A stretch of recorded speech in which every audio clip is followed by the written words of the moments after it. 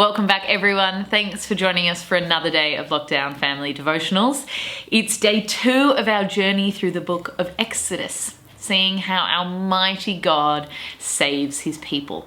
Now, the passage I'm going to read today has something to do with this: a carton of eggs.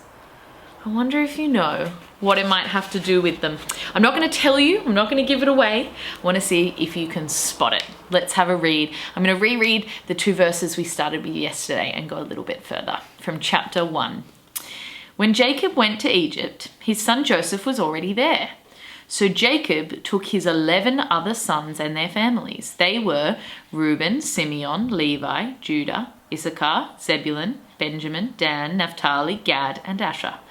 Altogether, Jacob had 70 children, grandchildren, and great-grandchildren who went with him. After Joseph and his brothers and everyone else in that generation had died, the people of Israel became so numerous that the whole region of Goshen was full of them. Now, I wonder if you can tell what that has to do with a carton of eggs. When I was growing up, when we had a full carton of eggs, my parents would always say, "That's an even dozen."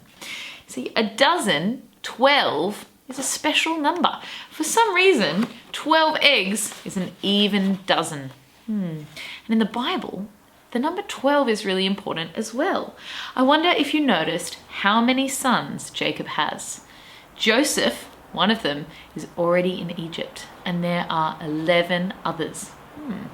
11 plus 1 is 12, an even dozen of sons. I wonder if you might be able to think of another place we hear of 12 people. Instead of the 12 tribes of Israel, we could think of the 12 disciples of Jesus. In Revelation, there's lots of talk of the number 12. I wonder if you can read ahead and spot them, see how many you can find. The number 12 is pretty important. It's all about a complete whole picture of God's people.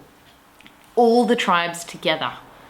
Number 12, all 12 of them are God's people, his nation, the Israelites.